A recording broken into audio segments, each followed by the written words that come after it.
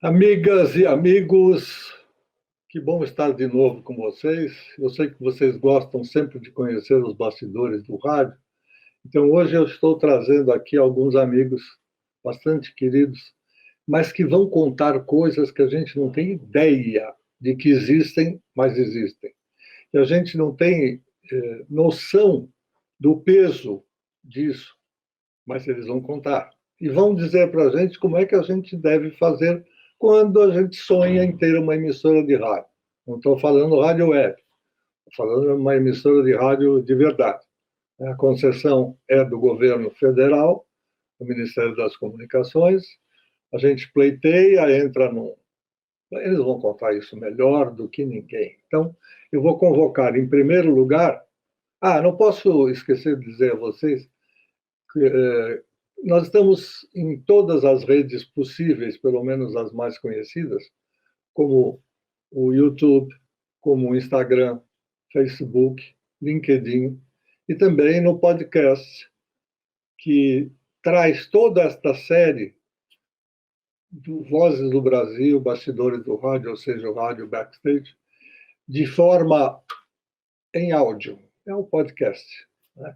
Antigamente tinha uma conotação, hoje tem outra, mas é a mesma coisa. Então, você pode ouvir no Radiofobia do nosso querido Léo Lopes. E agora sim, então, eu vou convocar uma senhora, porque todo mundo acha que o Brasil é machista, e é, que o rádio e a televisão também o são, infelizmente é verdade, mas de vez em quando eles dão chance para o chamado belo sexo, que também é machista. Mas vamos em frente. Valderez Donzelli, muito prazer em tê-la aqui. Então, falando um pouco de mim, eu sou uma pessoa apaixonada pela vida, por tecnologia bem aplicada, gosto muito de música, de um bom livro, de uma boa gastronomia, de animais, de viagens e tudo aí que a vida nos proporciona, né? Sou engenheira eletrônica, formada pela FEI, um mundo machista, na época que eu me formei principalmente. Na minha turma nós éramos apenas em duas meninas, né? Mas isso nunca me deu problema, não. Iniciei minha vida profissional como estagiária no Instituto do Coração, na Faculdade de Medicina da USP. A linha que eu ia seguir no momento era uma linha de bioengenharia, mas eu tinha que sair do Brasil e não foi essa opção que eu fiz. Então, do Instituto do Coração, eu fui fazer um estágio no Banco Auxiliar, já fechado há muito tempo, né? Esse Banco Auxiliar foi quem me deu uma boa base em TI, em programação. Então, tudo assim, que eu tenho de programação foi em relação ao Banco Auxiliar. Mas não era aquilo que eu queria. E conversando com um amigo meu na FEI, esse amigo meu trabalhava na época na Quasa, Gradiente, ele falou, por que você não vê, então, uma parte em televisão? Televisão é interessante, você gosta de música, tem show, tem isso, tem... Eu achei interessante e fui procurar, e foi quando eu acabei entrando na Fundação Padre Anchieta, na Rádio TV Cultura. E por lá eu fiquei aí uns bons 27 anos, né? Sendo que hoje ainda presto algumas assessorias para eles, tá?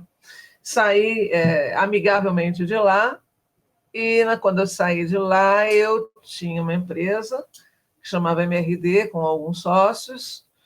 Depois disso, a gente finalizou a empresa e, em 2007, eu montei a ADTEC, que é a empresa que eu tenho hoje, que é uma empresa de engenharia, telecomunicações, que faz toda a parte de apoio e auxílio, tanto a parte de radiodifusão, como a parte também de telecomunicações. Minha história, minha formação veio da TV Cultura, que foi uma escola para mim durante todo o tempo que eu tive lá. E lá a gente teve várias, digamos assim, várias ações diferentes, né? Eu praticamente comecei com operações e fui até a parte de gerenciamento de projetos. E esses projetos que a gente faz em relação ao Ministério das Comunicações e a Anatel, né? Então, a gente teve revisão de normas, elaboração de normas, na época ainda da TV analógica, depois a parte da TV digital, toda essa parte que fomentou a TV digital desde o começo, de teste, tudo isso, até a escolha desse padrão que nós temos hoje. E pela DTEC eu praticamente dei continuidade nisso, né? Então, agora a gente está vendo aí, junto com o Fórum, a TV 3.0, a gente tem várias análises em relação também à rádio, padrões de rádio, revisões de norma de rádio, junto com a SET, junto com a ESP. Então, isso é um pouco da minha vida. E uma curiosidade, assim, como eu tenho essa parte de medicina um pouco no meu sangue, então eu fui fazer um curso de neurociências, principalmente nessa época de pandemia, eu fiz neurociências no Einstein, e também estou procurando trazer um pouco desse conceito de neurociências para a parte de engenharia. Mas isso é um assunto para depois, e vem um produto novo aí no mercado, voltado a essa parte de neurociências. Ok, obrigado. Agora temos Eduardo Capia, que vai conversar com a gente sobre a sua carreira. Bom, primeiro, obrigado pelo convite. Uma satisfação estar com vocês, compartilhando esse conteúdo nosso do backstage, né, da parte de bastidores envolvendo a engenharia de telecomunicações e engenharia de radiodifusão. Bom, eu tenho hoje 67 anos e eu acredito que desde 79, né, formado em engenharia, eletricista na modalidade eletrônica e eletrotécnica, que eram as duas cadeiras que a Universidade de Mogi das Cruzes permitia naquela época, e eu já fazia estágio, né? Já fazia estágio quando no primeiro ano. No segundo ano, eu fui ter com o engenheiro Eric Schmidt de Andrade, que foi um dos grandes nomes da radiodifusão brasileira. Eu me lembro, todos que militam em rádio e televisão, já ouviram falar dele. Mas a minha vida começa pela paixão pelo rádio, né? Pela paixão pelo rádio, motivado pelas condições de casa, da família, porque tradicionalmente eu morava em Bebedouro, no estado de São Paulo, e morava criança, né? E o meu pai vinha sempre almoçar em casa, e naquele tempo a tradição daquele que ele trabalhava em educação, dirigia uma escola estadual no município.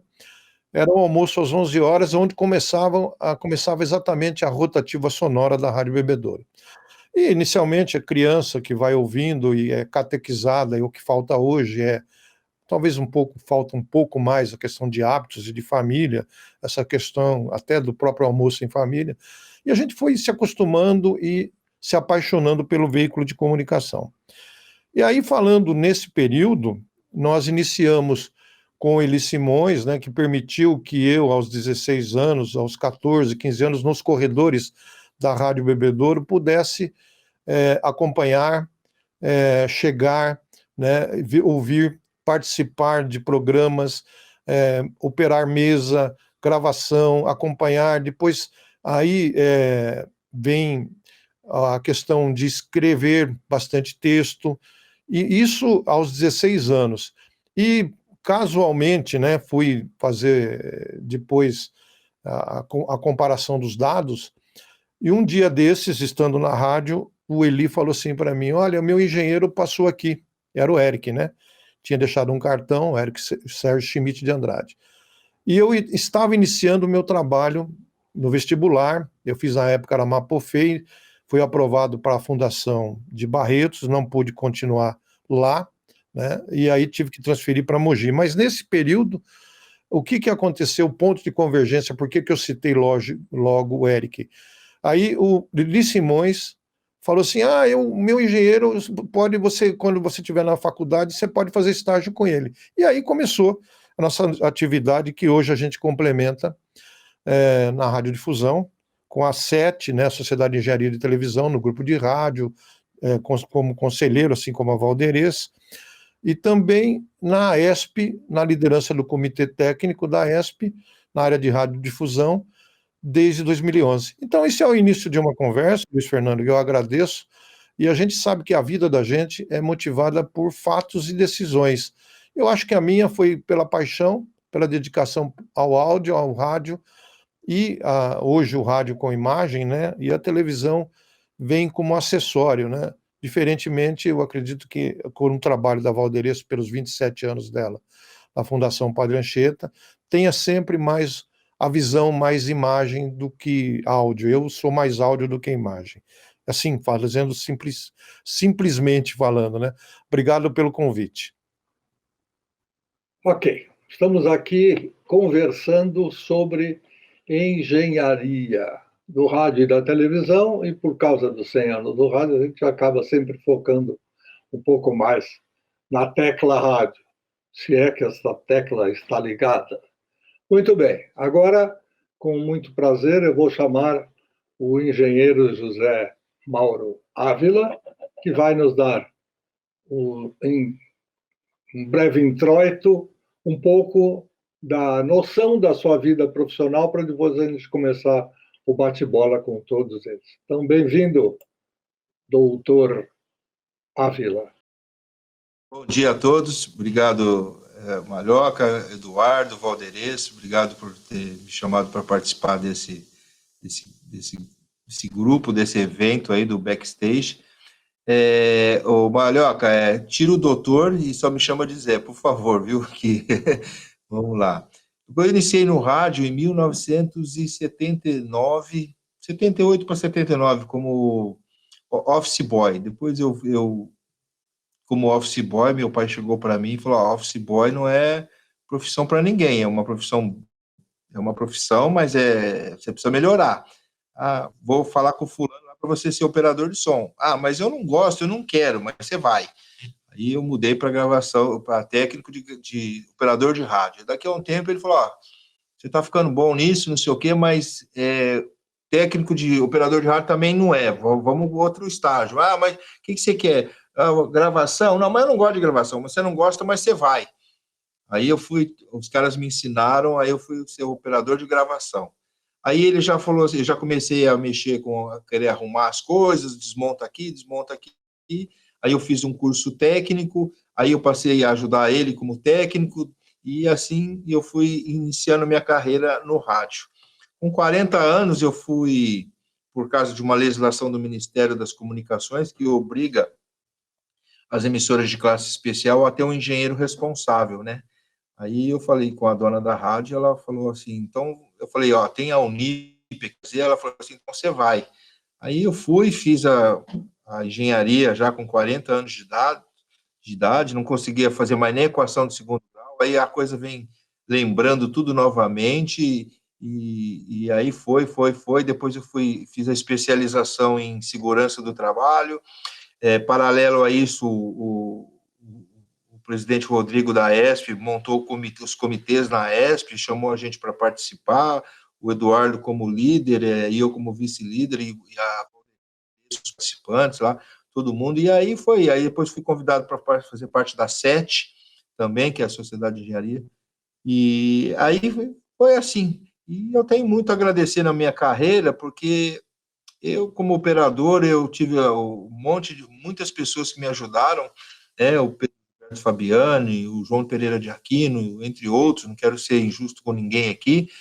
Quando eu passei a fazer a parte técnica, eu tive muita ajuda do nosso amigo Valdomiro Campelo, do Paulo Tanaka, lá da Bandeirante, que me ensinou tudo sobre baias, como é que ajustava, como é que alinhava as cartucheiras. Então, assim, na minha vida profissional, graças a Deus, eu fui cercado de bons profissionais, e profissionais, assim, que compartilharam o seu conhecimento comigo.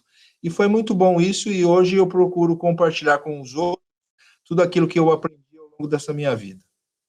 Ok, apresentados os nossos três convidados, nós vamos dar sequência agora sim, batendo papo sobre o que é ser engenheiro, que tipo de engenharia. Mais ou menos já tivemos umas pinceladas aí.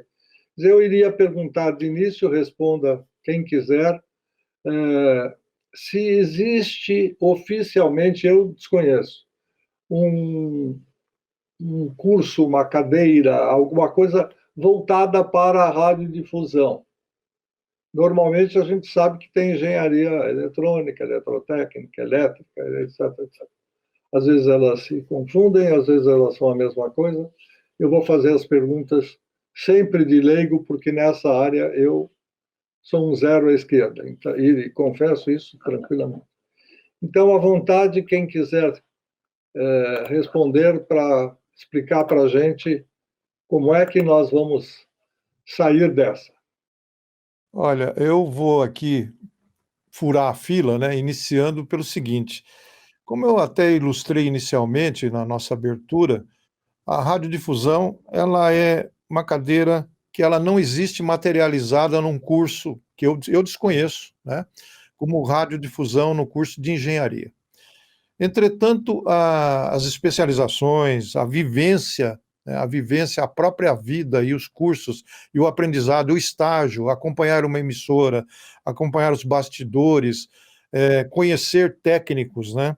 E a gente iniciando na carreira, inicia sempre próximo a um técnico, acompanhar pessoas, ícones do rádio, da televisão, nesse setor, é que vão nos motivando. E o desafio vem do trabalho.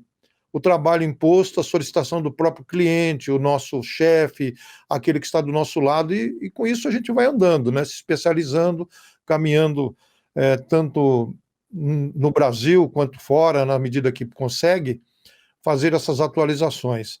E é uma vivência, e eu digo sempre, o Zé Mauro que nos acompanha, a Valderez que nos acompanha, é um aprendizado eterno. Todos os dias nós aprendemos. Propagação de radiodifusão, de comunicações, de tudo, ela é estatística, né? Então é uma convivência assim, um tanto quanto material e imaterial também, porque vem efeito psicológico, psicoacústico, enfim, uma série de coisas. Eu deixaria para que os nossos amigos aí complementassem, mas essa é a minha impressão inicial. Eu concordo, sim. A gente não tem, eu desconheço também qualquer curso de formação para engenheiros de radiodifusão. Existem algumas especializações, né? Mas são bem poucas, e hoje, se perguntar onde tem, também não vou saber te falar. Eu tenho uma experiência até engraçada, né, no bom sentido, pela SET, Sociedade de Engenharia e Televisão, que há um bom tempo atrás ainda não se falava de TV digital. Uma universidade do Rio de Janeiro, que eu não lembro qual era, através do nosso colega engenheiro Tresse, e aqui em São Paulo, a FAAP, onde eu era diretora na época de ensino da SET, nos chamou também para criar uma pós-graduação ou uma especialização para engenharia de televisão. Não tinha muita parte de RF, tinha sim a parte de imagens, né, de trabalho de imagens, tudo isso, e a radiodifusão ficava um pouquinho lá no fundo, só para dar um oi, né, pra turma. Mas isso não foi para frente, né, e nunca mais ouvi nada, nenhuma ação em relação a isso. Como o Capra disse, a gente aprende todo dia, né, e cada cliente, cada cidade, cada estação, cada estúdio, cada transmissão, tudo diferente, não existe receita única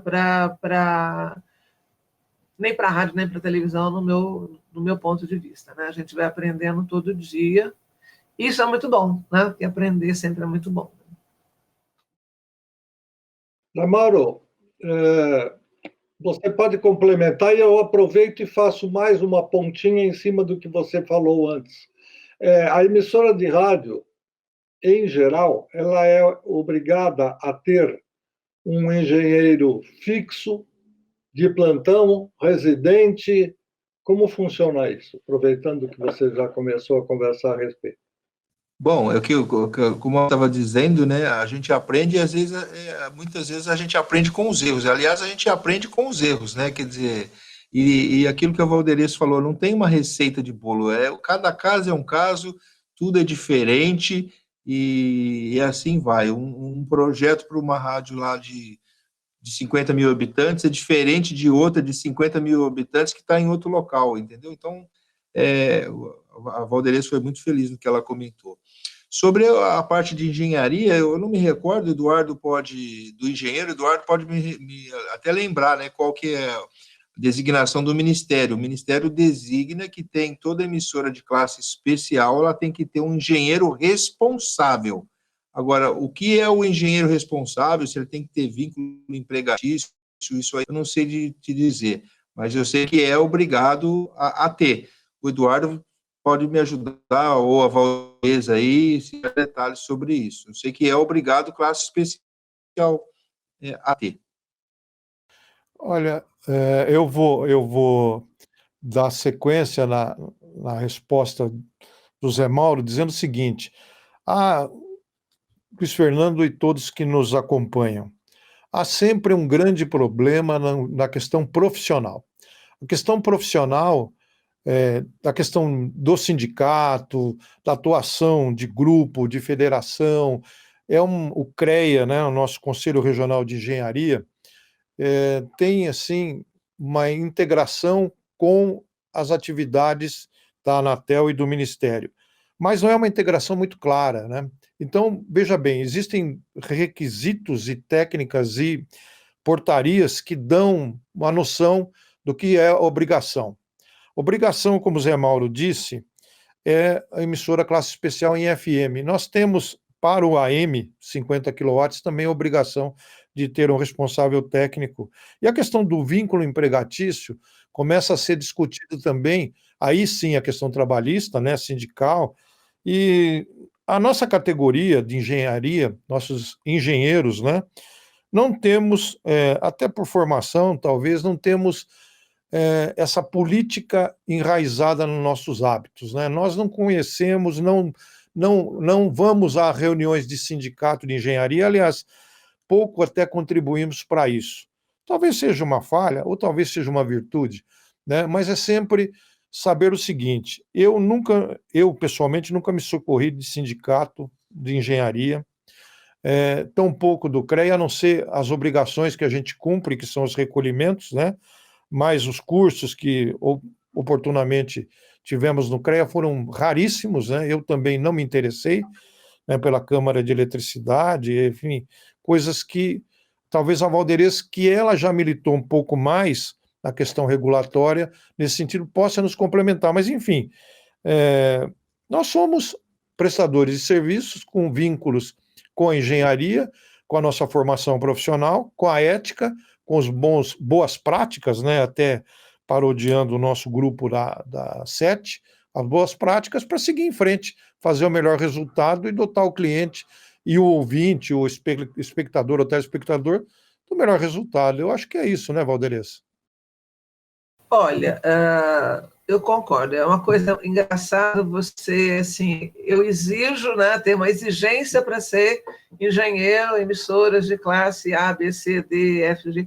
É muito engraçado isso, porque se você, vamos voltar aí para o lado da medicina, se você vai fazer uma cirurgia, você não precisa exigir que seja um médico anestesista, que seja um médico o cara que vai te abrir e que vai te costurar e que vai, sei lá, mudar teu coração de lugar. Então, na engenharia, existem umas obrigações que são estranhas, né? A gente cumpre. Recolher RT, eu acho uma coisa assim, para quê, né? Só engenheiro e arquiteto que recolhe RT. Então, é uma coisa, anotação de responsabilidade técnica, para quem não sabe. A gente recolhe, é um dinheiro que vai lá para o CREA, que tem uma mútua também, que eu não sei para que serve, né? Mas, enfim, na nossa legislação, as emissoras FM, classe especial, TV, classe especial, classe A e eu acho que classe B também, são obrigados a terem um engenheiro responsável. Mas isso não quer dizer que ele tenha que ser do quadro. Ninguém fala que tem que ser CLT, tem que ter um contrato especial, mas tem que ser o engenheiro que a emissora indica para o Ministério das Comunicações que ele é o engenheiro responsável. Então, é isso. Ok. Eu vou exemplificar para facilitar a minha pergunta.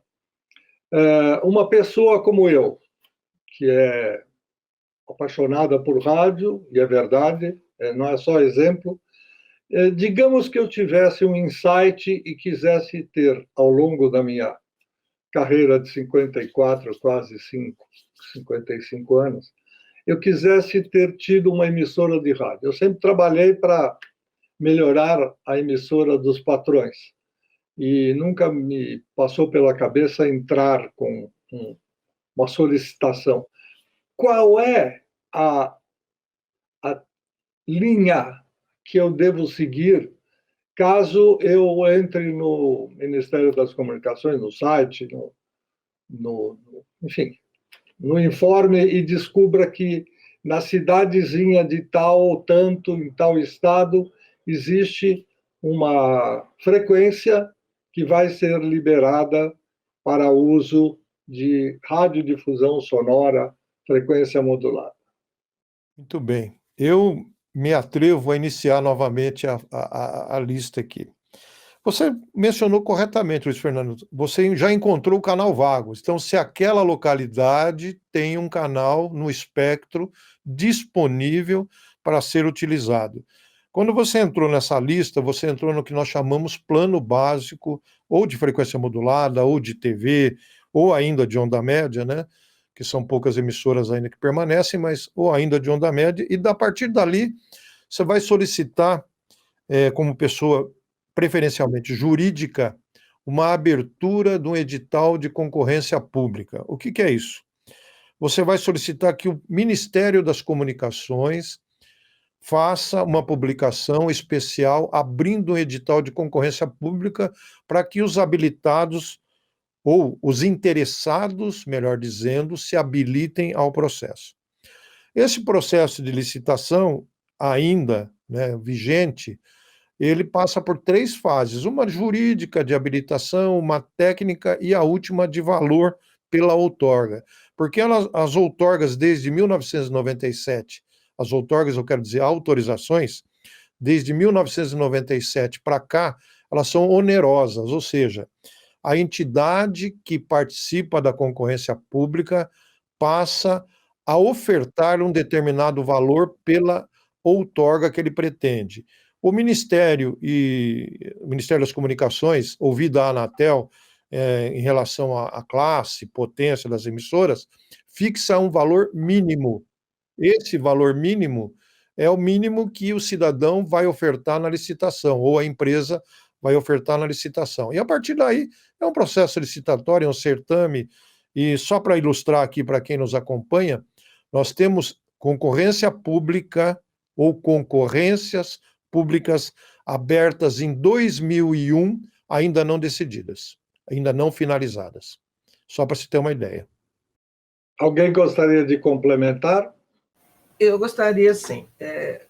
Exatamente, Capra, demora muito, né? É uma coisa. Imagina você pensar em abrir uma padaria e demorar aí tanto tempo para você conseguir abrir, né? Não tem jeito, né?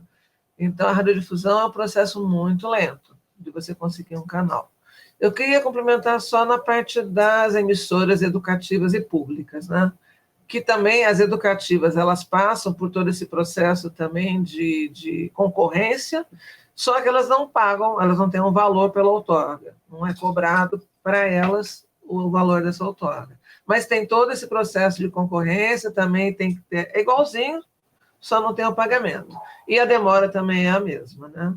Então, depende do Ministério abrir o chamado de habilitação, de toda a documentação, de todo um processo para selecionar aquela que se pontuar. E isso demora bastante também. Eu não tenho a data qual foi o último chamado, mas é bem demorado. Ok, então a gente já conclui, já pode entender que a lojinha, ou seja, o espaço no dial, pertence ao governo federal, portanto, não é como a TV por assinatura, nós não temos esse sistema de rádio por assinatura, talvez ainda não, também não sei se vamos chegar lá. Mas, Zé Mauro, essa jogada de eu querer ter uma estação de rádio, uma emissora de rádio, eu sempre vou depender do governo federal, do Ministério das Comunicações, repetindo, a menos que eu queira fazer uma rádio pirata. Tá certo? Perfeito. Você precisa de uma autorização do governo, porque É o governo que controla isso, entendeu? E outra, a licitação é aberta, e aí tem lá as propostas de quanta pessoa, o canal vale X, me corrija aí se eu estou dizendo errado alguma coisa, mas aí eu ofereço X pelo canal, e aí depois é feito lá, dentro da classificação, quem que deu mais é esse cara que leva, entendeu? Ok. Complementando, Maglioca, eu só lembro o seguinte: você tocou numa palavra muito importante, a menos que seja uma emissão pirata, né? O que a gente quer dizer com emissão pirata? O espectro radioelétrico, né, é uma criação divina, ou seja, o ser humano foi adaptando, designando produtos, serviços, tecnologias, códigos para ocupar a faixa espectral. E a faixa espectral tem que ser bem administrada pelos próprios executantes, autorizados pelo governo federal. E no meio do caminho surgem, dos, vamos dizer assim, das intempéries que os executantes autorizados cometem, né, quando excesso de potência, excesso de modulação, existem as emissões clandestinas, e aí a pirataria, ela é uma usurpação espectral. Ou seja, se toma o espectro e se interfere nas próprias emissoras e até nos outros serviços de comunicação, como vez por outra a Anatel vem fazendo um trabalho de eliminação de emissoras piratas, mas é como enxugar gelo. Você começa, elimina uma aqui, surge outra ali, e elas vão interferindo, interferem na comunicação aeronáutica, porque as faixas de FM são próximas ou vizinhas à faixa ocupada pelo espectro da aeronáutica, que vai de 108 a 130 mega, próximo disso, que é do lado da última emissora de FM, que é 107.9 do nosso espectro. Então, eu não sei se quem dos nossos amigos aí, Luiz Fernando, pode me ajudar a complementar isso.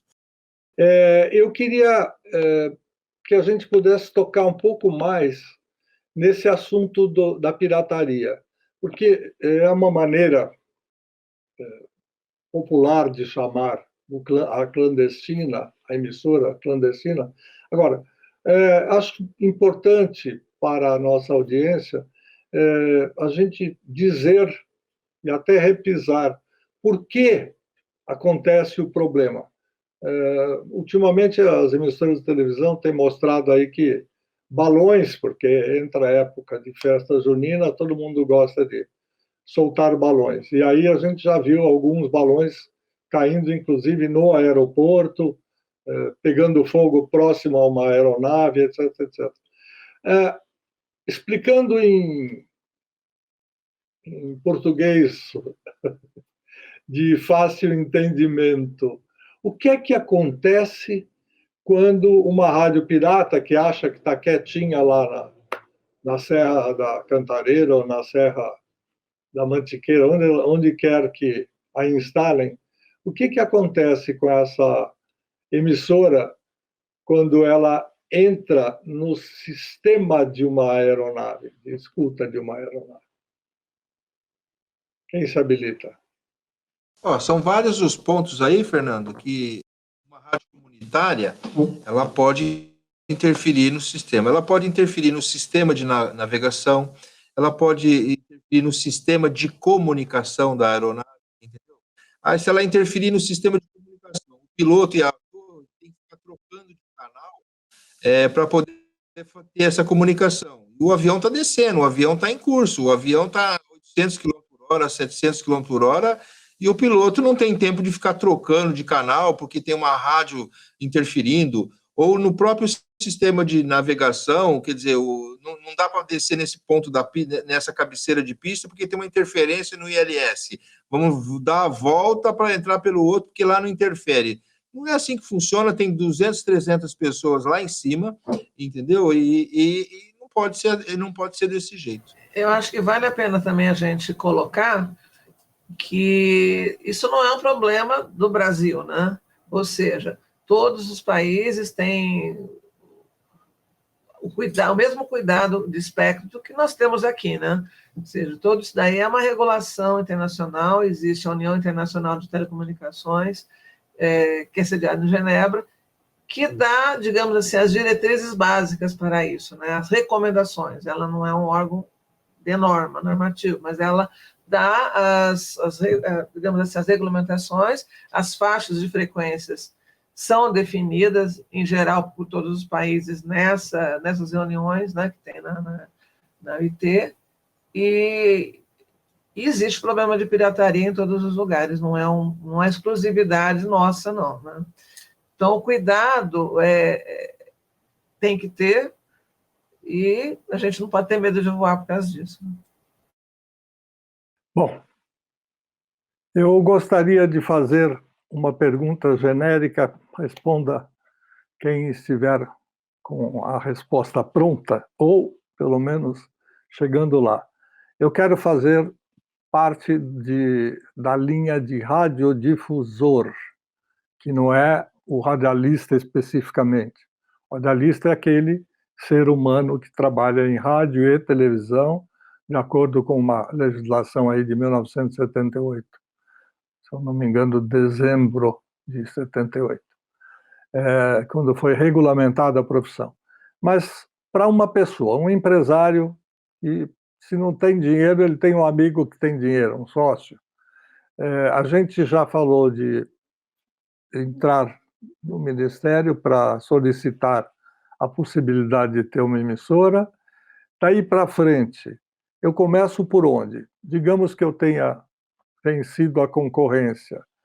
Eu chamo um engenheiro para ver o local físico onde eu vou colocar, se é um prédio de apartamento, quanto mais alto, melhor, porque eu estarei perto da torre, lembrando que a FM não necessita de charco, não necessita de área úmida e nem de distais de 60 centímetros de cobre. Isso é tudo que eu lembro dos meus cursos de rádio e TV na ECA. Então, como é que acontece a sequência? Eu vou para o arquiteto, para o engenheiro civil, depois eu chamo o engenheiro eletrotécnico ou eletrônico. Como é que vocês veem isso e que sugestões podem dar?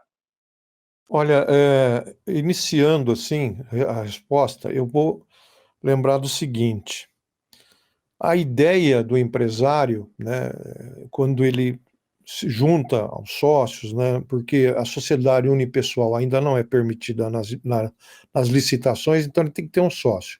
Na Constituição Societária, eles vão encontrar as condições, vão pedir que nós orientemos as condições de instalação. E aí, qual é o serviço que ele pretende? O serviço de radiodifusão que ele pretende? É televisão? É FM? Onda média, raramente hoje em dia, né? Mas, vamos dizer, FM e televisão que tem parâmetros muito parecidos, como você lembrou, dependem da altura efetiva, ou seja, a altura da que a transmissão tem sobre o nível médio do terreno no entorno. É um palavreado nosso, mas é, de fato, a altura que ela tem para cobrir a distância do centro urbano que ela quer cobrir. Então, a partir daí, nós vamos estabelecer torre, altura, casa de transmissor, e aí vem o quê? Também a geração de conteúdo, onde entram os estúdios. Os estúdios moldados para geração de conteúdo, que hoje são liberados para serem localizados em qualquer parte do país, né? Então, o sujeito que tem uma estação, pretende uma estação, por hipótese, em São Paulo, ela pode ter seu estúdio em Manaus. O problema é a conexão, né? É a conexão SAT ou a conexão IP, ou aquilo que ela vai fazer para poder transmitir de lá para cá ou daqui para lá, enfim, coisas desse tipo. Mas eu acho que nessa nossa vivência, a Valderez trabalhou 27 anos dentro da Fundação Padre Anchieta. A geração de conteúdo da Padre Anchieta sempre foi exemplar, exímia, né? E talvez ela possa ilustrar a questão mais de estúdios, mais desse período. Talvez o Luiz Fernando passando um pouco assim, sugestionando que ela ajude na resposta, né? Por favor. Então, como experiência assim, em relação a estúdio, eu fui muito mais de RF do que de operações de estúdio, né, durante os 27 anos que eu passei lá. na cultura. Mas a gente, quanto mais integrado estiver a equipe para construir aquele estúdio, para aquele determinado programa, para que funcione, né? Ou seja, apertou o botão, vamos gravar e funcione 100%, vamos dizer assim, que é bem difícil, né? Quanto mais integrado tiver a equipe, melhor. E a equipe tem que ser a equipe no todo, né? Tem que ser o treinamento, tem que ser tudo, todo mundo a fim de fazer uma coisa legal. Na cultura, na época que eu estava lá, a gente tinha muita integração. Então, assim, eu participei de vários shows, né? Show de Gilberto Gil no Ibirapuera, coisas assim que a gente teve que fazer atividades diferentes até de engenharia, né? Para poder fazer aquele ambiente, aquele evento ser um evento bacana mesmo, como foi. A gente tinha sempre a equipe disposta a tudo. Então, isso é importante, e isso é lógico que vem das chefias, né? Ou seja, no caso, era sempre comandado por um engenheiro, na época, engenheiro Olímpio ou engenheiro Munhoz, e que hoje são da SET também, né? E tudo corria muito bem. E uma experiência que eu tenho na parte de IRF na cultura foi uma integração bem grande entre engenharia civil, arquitetura e a engenharia de IRF da cultura na construção da Torre da Cultura aqui no Sumaré, quando mudou lá saiu do Jaraguá e veio para o Sumaré. E, assim, posso falar que quando ligou, não tivemos nenhuma surpresa de nada. Sabíamos que, lógico, lá no Jaraguá a cobertura era maior, a FM andava mais, mas a gente teve todo o estudo integrado, a parte de arquitetura da torre foi totalmente planejada para que tudo desse certinho. Então, eu acho que o empresário que vai colocar uma emissora no ar, quanto antes ele tiver ganhou a licitação, independente do tempo de demora, que a gente espera realmente que as próximas não tenham essa demora, que o negócio ocorra em 1 ano, 2 anos, que isso aconteça, dele ter já a possibilidade de operar, é o tempo que ele vai ter para preparar com todas as engenharias, que hoje você tem engenharia ambiental, que tem que estar envolvida, você tem engenharia civil, você tem engenharia elétrica, tem engenharia eletrônica, você vai ter o pessoal de TI, vai ter toda uma gama de tecnologia envolvida. Quanto mais estiver próximo e estudar soluções para aquilo que aquela emissora está afim, é uma emissora que vai gerar jornalismo, vai gerar ficção, vai dar aula, o que ela vai ser? Vai ter tudo junto. Então, quanto mais tiver essa equipe junta e formada e já traçando o planejamento da emissora, eu acho que o resultado será bem melhor. Muito bem, acho que deu para a gente entender. Eu tive um professor de cenografia na ECA e ele usava muito a expressão a vol d'oiseau, né? O voo de um pássaro, uma coisa rápida, uma expressão francesa, portanto um galicismo, e eu acho que foi bem consistente a parte de complementação da Valderez com o nosso Capia. E agora eu vou perguntar uma outra coisa que não tem muito a ver com a área de vocês, mas com certeza vocês devem ter resposta para isso. A pergunta é a seguinte: para quem quer ter uma emissora de rádio, é um bom negócio? Claro que vamos pensar tudo positivamente, bem administrada, com profissionais competentes e tal. Mas os meus amigos donos de emissora de rádio estão sempre reclamando que o comércio está difícil, que não tem anunciante, que etc, etc. Mas todo mundo tem carro muito bom, come muito bem, alguns criam cachorrinhos, outros criam vaquinhas, outros criam... Enfim, é um bom negócio, quem se habilita? Zé Mauro, você não falou nada ultimamente, vamos começar por você. Depende o bom negócio, aonde vai ser a emissora, qual é a localidade. Agora, reclamar, todo mundo reclama. Você não vai ver nenhum empresário falar que o negócio está bom. Olha, está dando dinheiro, está isso, está aquilo. Mesmo, né? Agora, a radiodifusão, ela tem uma coisa que é diferente de qualquer outro empreendimento, né? A matéria-prima dela é a mão de obra, são os profissionais. A gente lida com o tempo, né? Diferentemente da indústria, que tem que comprar matéria-prima, aí se compra errado, consegue produzir no mesmo preço. Então, eu vejo essa grande diferença e essa facilidade para a radiodifusão. E assim, né? Talvez a radiodifusão hoje não seja tão boa quanto na parte de lucro como antigamente, porque a mídia vem mudando, né? Então hoje nós temos o mundo eletrônico, que a internet, as publicidades na internet, tudo isso vem compartilhando a arrecadação do meio rádio. Mas eu acredito assim, que ainda é um bom negócio. Complementando, Zé Mauro, eu também considero um bom negócio e você tem várias coisas que podem acontecer com a rádio, né? Vamos voltar um pouquinho na pandemia que aconteceu em 2020, né, 2 anos atrás, 3 anos atrás, né? A rádio foi usada como complementação escolar em diversos lugares, né? Eu lembro que no Ceará eu vi uma matéria bem grande das rádios sendo usadas para levar a comunicação da escola mesmo, escola municipal, escola estadual, para as pessoas que não podiam sair, se locomover na época que a gente estava em lockdown, né? Então, você tem aí, eu acho que é um grande negócio, e é aquilo que o Zé Mauro falou, né? Em todas as áreas, eu acho que os empresários vão sempre falar que, não vão falar, nossa, está tudo bem, está dando dinheiro, está resolvendo, porque isso é uma coisa muito do brasileiro, né? Eu acho que o brasileiro, ele segura muito isso. Se você for nos Estados Unidos, você já vê o americano dando risada, falando, opa, isso aqui tá bom demais e vamos lá, né? E aqui não, aqui a gente realmente, no Brasil, a gente, nesse ponto de vista, é mais retraído, não é muito de conversar e ficar falando dessas coisas, né? Mas a radiodifusão, eu considero tanto rádio como televisão, sim, um bom negócio.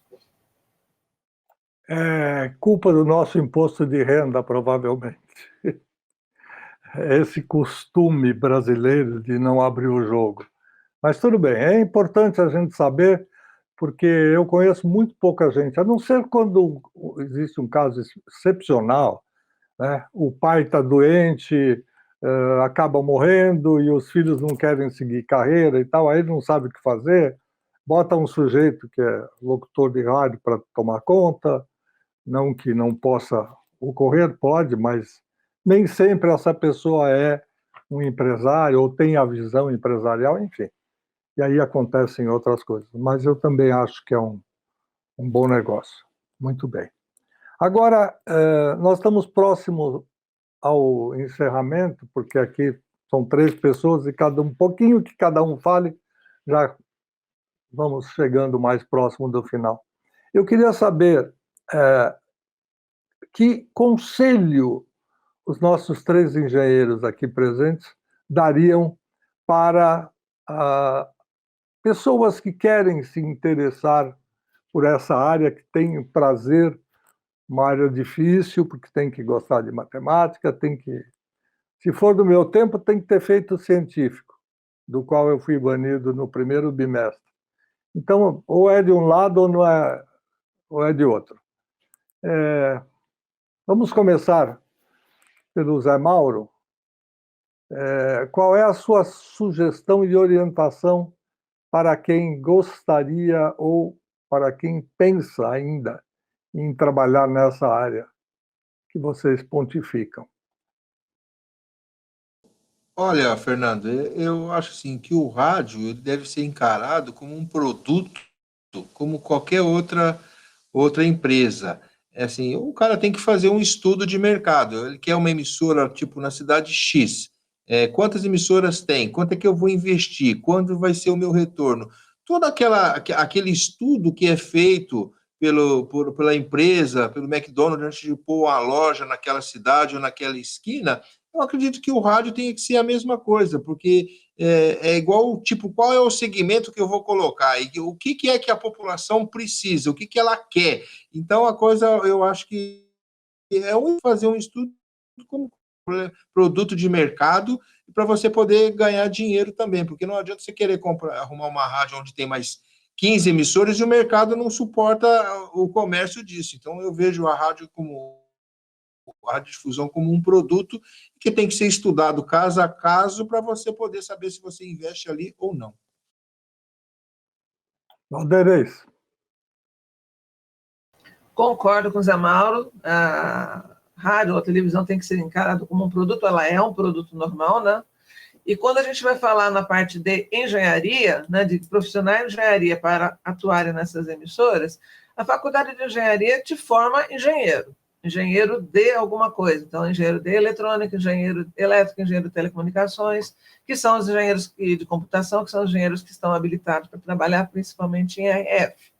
Você saindo da faculdade, você tem um caminho natural, praticamente, que é um estágio, até você começar a trabalhar no qualquer segmento. Mas a faculdade, ela te dá base para você poder operar em qualquer segmento. Depende de você gostar daquele assunto, estudar e também ter bons mestres, vamos dizer assim, né? Bons mentores para que você possa seguir. Então, meu conselho para um engenheiro técnico que queira trabalhar nessa área é: vá em frente, procura a gente aí, o Capes, Zé Mauro, eu, a gente pode ajudar vocês a dar alguns conselhos, alguns caminhos a seguirem, né? E o setor, né, como todo o setor de tecnologia aqui no Brasil, está precisando sempre de mão de obra mais jovem, de pessoal que tem gás, né, para tocar todo esse trabalho aí para frente, né? Então, é isso. Valdeirês, você falou várias vezes no programa de hoje de RF. Se não for Rádio Fluminense, o que significa RF? Seria radiofrequência? E o que é radiofrequência? Exatamente. RF é radiofrequência, que é o espectro, que é o canal do rádio, o canal da televisão, que é o espectro eletromagnético, que é o bem, como o Capa colocou muito bem no começo, eu gostei muito, que é um bem criado, é um bem divino, né? Um bem que está aí na natureza e que a gente vai utilizando peculiarmente, né? Conforme a evolução dos tempos.